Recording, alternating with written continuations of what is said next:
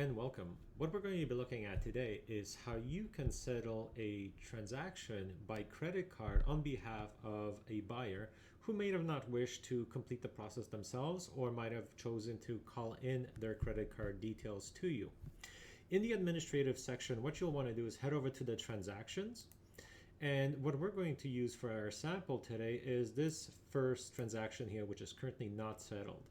Now, there are two methods you can use in an administrator to complete this transaction and apply a payment by credit card. The first option is pretty similar to what the member or the buyer would see, and that is accessible by clicking on the kebab, then clicking on view.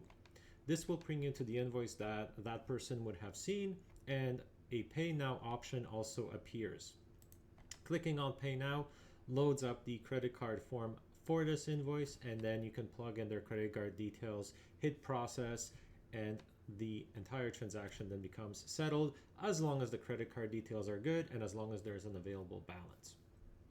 The second option you can use to settle an invoice by credit card is the administrative terminal.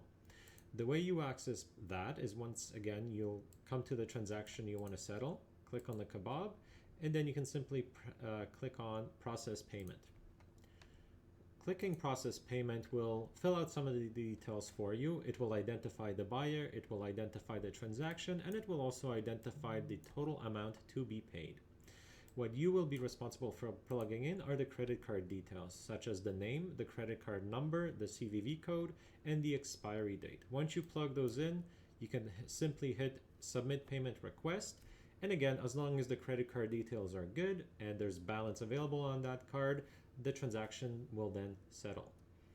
And those are the two methods of how you can, as an administrator, go about settling a transaction via credit card, even though the member or the buyer may have not chosen to do so initially on their own.